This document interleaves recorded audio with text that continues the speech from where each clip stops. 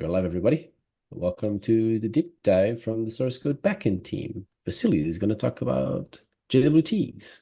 Okay, so hello everyone. Today I'm going to talk about JWT, about the technology that we use and how we use it.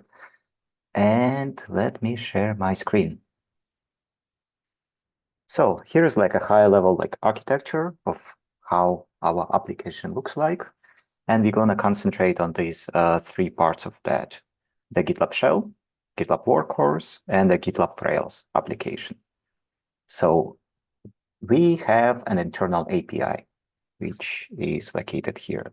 And this internal API is not, it's internal because it's not available for the public clients. So you cannot really send a request to this API. You'll receive an error. But we need this API for our internal communication. For example, when the workhorse sends a request to Rails, we want to make sure that the request came from the workhorse, not from everyone else, because the Rails API is public, so anyone can make this request, but we want to ensure that this request is made by one of our services. And how to do that? So the solution for that is JWT, which is a technology that provides you to create an encoded key. And this key, you can put a random payload in this key, and you can also sign this key. And the signature, it's an important part of this process, because the sign message confirms that the message came from the service who knows the secret key. That's how we ensure that the message came from the workhorse, because the workhorse knows the key, the workhorse signs the message with this key, and the receiver side, the Rails application, also knows the secret message and it can secret key, and it can ensure that the message came from the workhorse. We don't use much of the payload at this point. I think we just use this message to we attach it, the JWT, as the header to the request. And that's how we verify that. So any questions at this point? Okay, so then I'll go to the implementations that we have. So first one is the GitLab shell to Rails implementation. So in GitLab shell, we have a configuration file where we list the secret file path.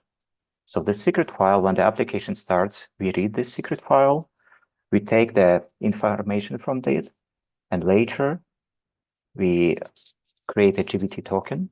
We provide a special header, this GitLab shell API request header. We define the TTL, which is for how long this token is valid, is 1 minute. And we provide the issuer of a JWT token, JWT, yeah, JWT. And after that, we sign it with the secret that we received from the file that is shared between both applications. And after that, we set it as a header to the request coming from the GitLab shell. On the Rails side, we have the opposite process. So we have a verification of API request, which is called for each request coming to the internal API. We take the header, we search if we have like a GitLab shell API request header. We know the secret token, so we are able to decode it. If the decoding process is successful, it means that the request came from the GitLab shell, and we can proceed with executing the code inside of this API endpoint. If not, we return some kind of error. I think it's like forbidden error, HTML error code. I believe that's how it's implemented on the, yeah, and like inside, we use the JWT, I believe it's like a gem, but to encode it. For the workhorse, it's pretty similar. So for workhorse requests, we also have like a generated JWT token string. This time it's a different header, GitLab workhorse API request header. And yeah. And we attach it to all of the requests coming from the workhorse. In this way, on the Rails side, we can also verify that the request is valid one. So the request is came from the workhorse. So we have like, we catch it here, GitLab workhorse API request, and we basically do the same similar verification as we do for the GitLab shell.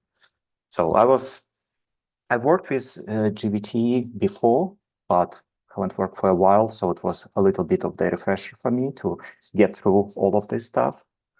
Because for my current task I was working, I had to understand this communication between our services, and I wanted to share this information with you as well.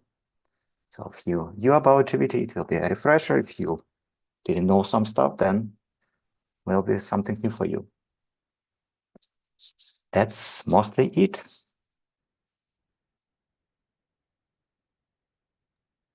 Thanks, Vasily. Okay, so We're yeah, here clapping. We're here question. clapping. Virtual clapping. Anybody has questions or thoughts?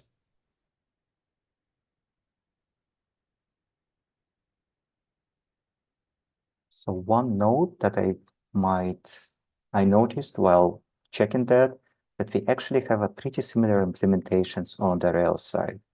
So that's an implementation for the workhorse, and that's for the GitLab shell. And I believe like under the hood, they call the same like JWT library with different parameters. So it might be probably a good improvement like to combine them together. So we don't have like a code like duplicated in a few places if it's the similar code. Looks pretty similar to me though.